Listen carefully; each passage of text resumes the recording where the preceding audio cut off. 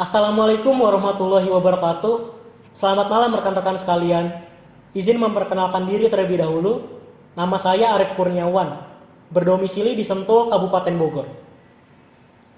Pada kesempatan kali ini saya sangat senang sekali karena telah diberi kesempatan untuk dapat berbagi sedikit informasi dan juga pengetahuan seputar wabah pandemik yang sedang menghantui kita semua.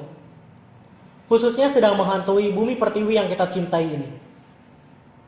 Saya merupakan relawan KOP Sukarela Palang Merah Indonesia, cabang Kota Bogor, dan juga pada saat ini saya tergabung dalam Satuan Gugus Tugas Percepatan Penanganan COVID-19 di Desa Babakan Madang, Kabupaten Bogor. Saya sangat prihatin dan sedih melihat kondisi Indonesia yang sedang seperti ini. Banyak sekali kegiatan yang mengalami kendala, dan juga sangat banyak sekali sektor-sektor yang mengalami kesulitan. Mulai dari sektor kesehatan, kemudian dari sektor ekonomi, dari sektor pendidikan, sektor pariwisata, hingga sektor pemerintahannya itu sendiri. Pada malam hari ini, kita akan coba bahas sedikit dari sektor kesehatan. Mari sama-sama kita simak. Harapannya adalah kita tetap menghadapi ini semua dengan tenang, tetapi selalu dalam koridor waspada. Oke, langsung saja kita mulai pembahasannya pada malam hari ini. Coronavirus merupakan keluarga besar dari virus yang menyebabkan penyakit gangguan pernafasan akut. Ada setidaknya 2 penyakit yang berasal dari coronavirus ini. Yang pertama adalah SARS, kemudian MERS. Kedua penyakit itu sama-sama pernah mewabah di dunia. Tetapi baiknya adalah kedua penyakit itu telah berhasil untuk ditangani. Dan pada saat ini kita sama-sama sedang berperang untuk menangani wabah jenis baru ini. Coronavirus disease atau COVID-19 merupakan jenis penyakit baru yang belum pernah diidentifikasi sebelumnya di tubuh manusia. Nama penyakit ini diberi nama yaitu SARS-CoV-2. Dan virus ini ditemukan pertama kali di kota Wuhan, Cina pada akhir tahun 2019 bulan Desember. Virus ini menular dengan sangat cepat. Pada saat itu menular hingga ke daerah lain di negara Cina. Dan pada saat ini kurang lebih telah 100 negara terpapar oleh penyakit ini. Dan salah satunya adalah Indonesia. Coronavirus ini disimpulkan adalah jenisnya zoonosis. Apa sih zoonosis itu? Zoonosis adalah awal mula penyebarannya dari hewan ke manusia. Karena pada 2 penyakit sebelumnya, SARS dan MERS, kedua penyakit itu juga penularannya adalah dari hewan ke manusia. Pada saat MERS, awal mula penularannya adalah dari hewan unta ke manusia. Dan pada saat SARS, awal mula penularannya adalah dari hewan kucing luwak ke manusia. Tetapi untuk penyakit COVID-19 ini masih belum ada yang bisa meneliti, baik itu dari ilmuwan di seluruh laboratorium dunia, belum bisa menyimpulkan dengan pasti asal mula dari virus ini. Jadi sama-sama mari kita tunggu lebih lanjut asal mula dari virus ini. Tanda gejala umum dari infeksi COVID-19 ini adalah gejala gangguan pernafasan akut seperti demam dengan suhu di atas normal atau di atas 30 derajat Celcius, disertai dengan batuk, kemudian pilek, dan disertai juga yang lebih parah adalah sesak nafas. Masa inkubasi dari penyakit ini adalah 4-6 hari. Tetapi ditemukan juga masa inkubasi yang lama, yaitu 14 hingga 21 hari. Dalam kasus yang berat, ditemukan juga penyakit pneumonia, kemudian gangguan pernafasan yang akut, gagal ginjal, kemudian yang lebih parah adalah kematian. Di Indonesia sudah banyak sekali korban yang mengalami kematian. Maka dari itu, mari sama-sama kita berwaspada akan penyakit ini. Badan Kesehatan Dunia atau WHO telah menetapkan kasus ini sebagai kasus kedaruratan kesehatan internasional sejak tanggal 30 Januari tahun 2020. COVID-19 ini menyebar dari orang ke orang. Salah satunya yaitu melalui percikan yang keluar saat kita batuk atau bersin. Dan kemudian mengenai area wajah dari orang di sekitar kita, entah itu mata, hidung, ataupun mulut. Kemudian bisa juga melalui kontak langsung dengan orang yang sudah terinfeksi dari COVID-19 ini. Entah itu bersalaman, bersentuhan, ataupun berpelukan. Selain berkontak langsung, bisa juga virus ini terpapar kepada tubuh kita melalui benda-benda di sekitar kita. Seperti tisu, kemudian handphone, ada juga laptop dan komputer, kemudian gagang pintu, gagang tangga, dan yang lebih parah adalah melalui duit.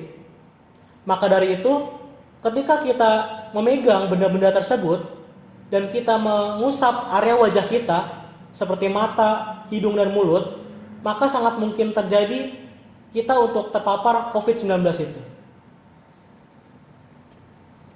Oh ya rekan-rekan, merokok juga bisa menyebabkan kita menjadi lebih rentan terinfeksi COVID-19 ini. Karena apa? Paru-paru di dalam tubuh kita sudah tidak sehat lagi. Dan saat kita merokok, otomatis tangan kita menyentuh area mulut kita. Kita tidak pernah mengetahui apakah tangan kita itu bersih atau bahkan ada virus di dalam tangan kita. Sehingga ketika kita menyentuh area mulut kita, itu menjadi terpapar COVID-19. Maka dari itu, inilah waktunya yang tepat untuk kita berhenti merokok bagi yang merokok. Karena sesungguhnya menjaga kesehatan itu sangatlah penting. Dan menjaga paru-paru kalian agar tetap bersih adalah hal yang sangat penting. COVID-19 ini merupakan tanggung jawab kita bersama. Bukan semata-mata hanya tanggung jawab dari sektor kesehatan maupun sektor pemerintahan. Maka dari itu, mari sama-sama kita bantu meringankan tugas mereka dengan cara-cara berikut ini. Rajin-rajinlah kalian untuk mencuci tangan dengan air yang mengalir. Karena apa? Virus yang ada di tangan dengan sendirinya akan luntur ketika Anda mencuci tangan dengan air yang mengalir ditambah dengan sabun. Oh iya, penggunaan hand sanitizer itu akan efektif ketika kalian sulit mencari air yang mengalir. Atau bahkan ketika Anda sedang berada di dalam mobil.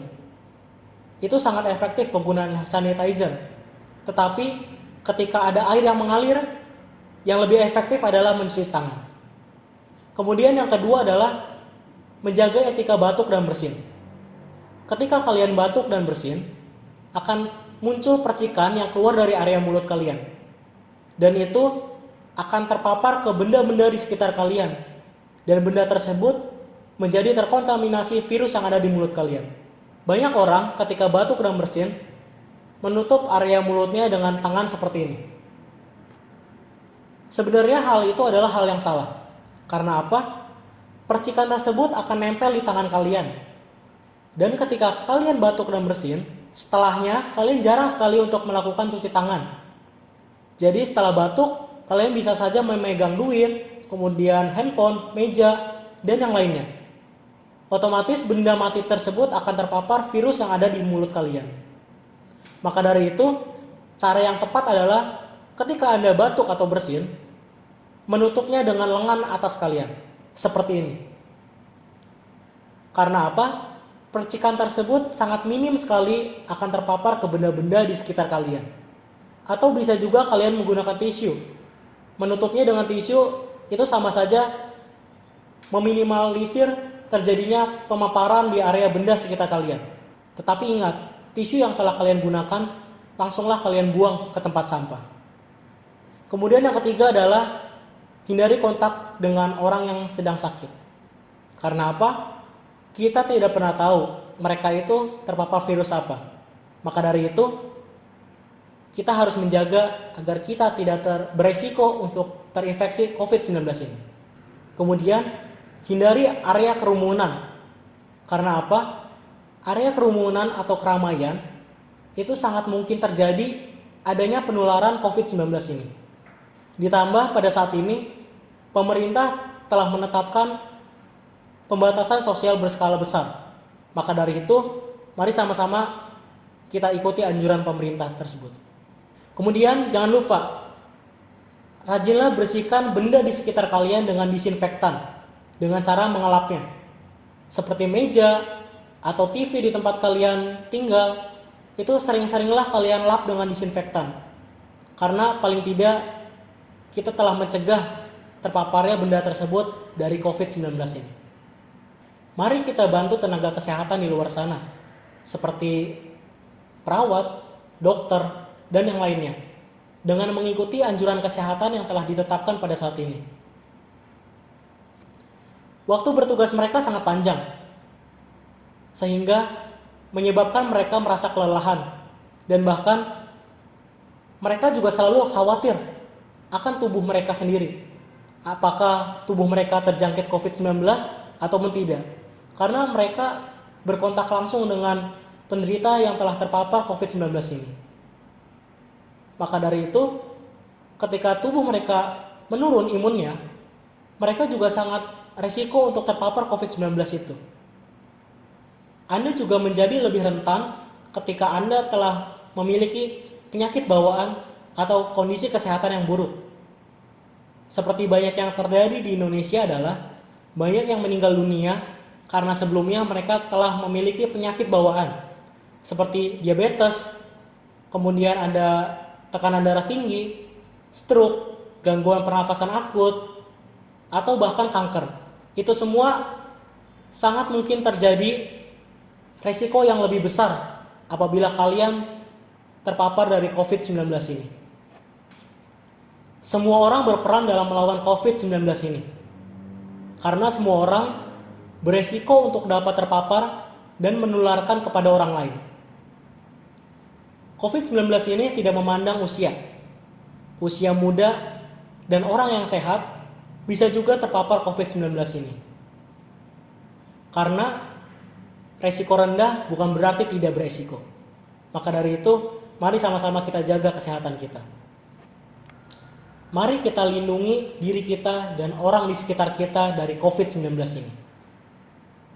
Lebih tingkatkan kewaspadaan kalian dan tetaplah berhati-hati kepada orang yang belum kalian ketahui dari mana asal-usulnya. Karena apa? Bisa saja orang tersebut sudah terpapar COVID-19 dan kemudian Anda berkontak langsung dengan mereka. Maka dari itu, ayo kita jaga kesehatan kita agar orang lain pun tidak terkena dampak dari COVID-19 ini.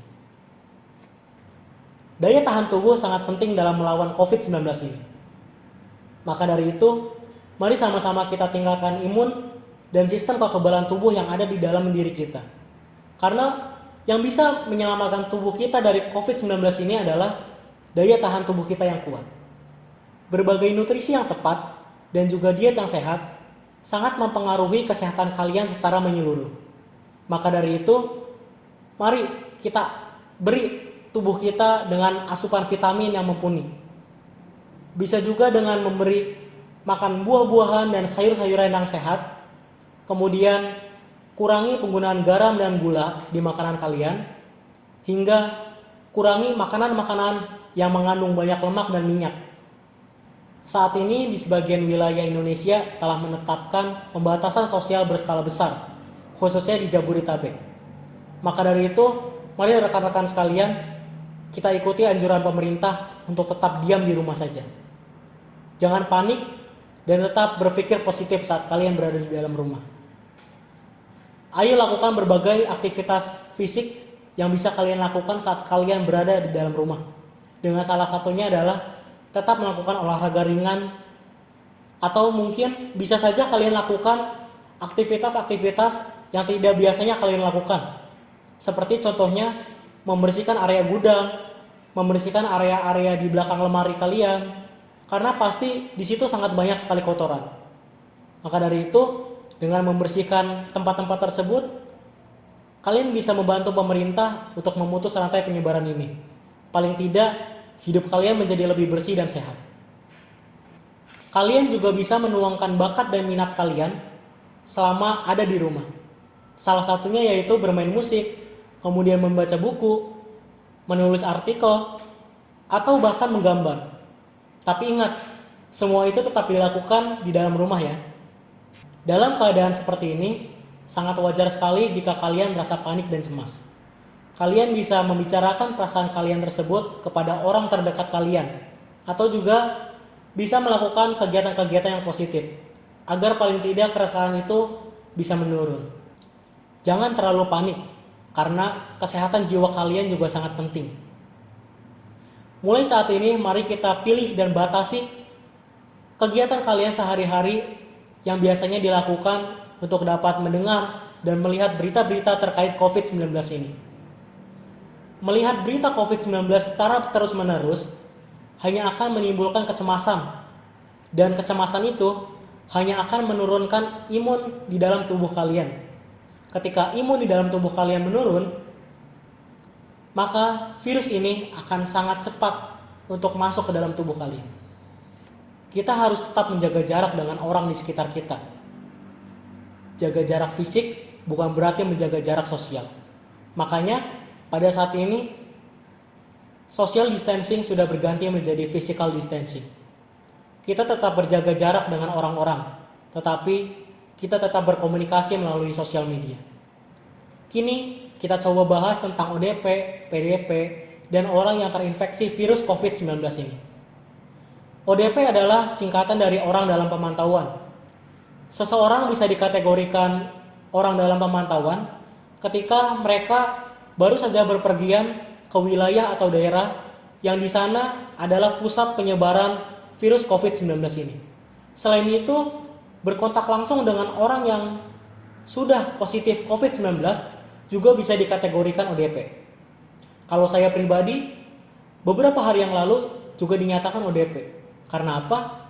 Di lingkungan perumahan saya sudah ada yang positif terinfeksi COVID-19 ini. Selain itu, karena saya juga di perumahan saya sebagai gugus tugas percepatan penanganan COVID-19. Maka dari itu, langkah awal dari orang yang dikategorikan ODP ini adalah harus beristirahat yang cukup dan mengonsumsi vitamin dan makanan yang bergizi di dalam tubuh kalian. Karena apa? Menjaga imunitas di dalam tubuh kalian itu sangat penting. Saya sudah melakukan rapid test. Ini adalah contoh hasil rapid test saya. Alhamdulillah, saya dinyatakan negatif setelah melakukan rapid test ini. Kemudian kita bahas tentang PDP. PDP adalah pasien dalam pengawasan. Seseorang bisa dikategorikan PDP setelah mereka mengalami gejala klinis gangguan pernafasan dari COVID-19 ini. Seperti contohnya adalah demam, kemudian batuk-batuk terus-menerus, kemudian pilek, kemudian sesak nafas. Ditambah mereka telah terindikasi berkontak langsung dengan orang yang sudah terinfeksi COVID-19. Salah satu penanganannya kepada orang yang pasien dalam pengawasan ini adalah melakukan isolasi mandiri apabila mereka tidak mengalami gejala. Karena apa? Orang yang terinfeksi COVID-19 ini banyak juga yang tidak mengalami gejala. Tetapi ketika mereka yang mengalami gejala tersebut, mereka harus sudah dirawat di rumah sakit. Dan mereka harus sudah dites, swab test namanya. Swab test itu adalah pengambilan sampel dahak melalui hidung. Dan hasil tes itu nanti akan ketahuan apakah kita positif COVID-19 atau negatif COVID-19. Setelah kita melakukan swab test itu dan hasilnya negatif, maka orang PDP tersebut statusnya sudah tidak menjadi PDP lagi. Tetapi mereka harus tetap menjaga kesehatannya dan harus tetap rajin mencuci tangan agar apa? Agar imunitas di dalam tubuhnya tidak turun. Sekarang kita bahas tentang orang yang terinfeksi COVID-19. Orang yang sudah positif COVID-19 sebenarnya tidak berbahaya. Karena apa? Mereka sudah diisolasi dan mereka sudah dilakukan tracing. Sebelum-sebelumnya mereka bertemu dengan siapa dan itu sudah dilakukan. Justru yang berbahaya adalah orang-orang di luar sana yang belum melakukan tes dan mereka tidak mengalami gejala apapun. Tapi ternyata di dalam tubuhnya ada virus COVID-19 ini, maka itu sangat berbahaya. Mereka tidak kenapa-napa, tetapi mereka bisa menularkan COVID-19 ini kepada orang-orang di sekitarnya. Maka dari itu, kita sangat dianjurkan untuk berjaga-jaga. Jaga jarak itu sangat penting. Minimal 1 hingga 2 meter adalah hal yang dianjurkan oleh pemerintah dan WHO untuk menjaga jarak dengan orang di sekitarnya. Ketika ada yang terpapar COVID-19 ini, kita harus memberi dukungan kepada mereka. Janganlah kita mengucilkan. Karena apa? Sekali lagi yang tadi saya sampaikan, mereka sudah aman. Yang belum aman adalah diri kita atau bahkan orang di luar sana. Kita juga harus berhati-hati karena survei membuktikan 80% orang yang positif corona adalah gejala ringan. Sering kali orang-orang yang memiliki gejala ringan tidak aware dengan kondisi tubuhnya. Mereka mengabaikan anjuran-anjuran dari pemerintah untuk selalu menjaga kesehatannya. Dan dari 80% itu, 15% diantaranya adalah orang tanpa gejala. Jadi, orang tanpa gejala pun bisa terinfeksi COVID-19. Ketika mereka yang positif COVID-19 dan sudah dinyatakan sembuh, mereka harus tetap menjaga kesehatannya. Contohnya adalah menjaga dan selalu mengupayakan perilaku hidup bersih dan sehat. Karena apa? Bisa saja mereka terpapar kembali. Kemudian ada dampak positif dari COVID-19 ini sebenarnya. Dampak positifnya adalah virus ini dapat merubah kebiasaan kita, kebiasaan buruk khususnya untuk selalu jorok dan tidak menjaga kesehatan kita. COVID-19 ini bisa merubah style dan kebiasaan kita. Salah satunya adalah kebiasaan untuk selalu mencuci tangan, kebiasaan untuk selalu menjaga jarak, dan kebiasaan untuk lebih aware lagi tentang orang-orang di sekeliling kita. Tetapi dampak negatifnya adalah kerugian material yang sangat-sangat banyak sekali. Kemudian orang-orang yang meninggal dunia, tenaga kesehatan yang meninggal dunia, itu sangatlah memprihatinkan sekali. Dan itu merupakan salah satu dampak negatif dari COVID-19 ini. Mungkin cukup sekian sedikit informasi yang dapat saya sampaikan. Apabila kalian ada sanggahan atau ada yang kurang jelas atau bahkan ada pertanyaan, silakan disampaikan kepada moderator dan akan saya jawab nanti. Selalulah jaga kesehatan dan tetap berpikir positif. Selamat malam.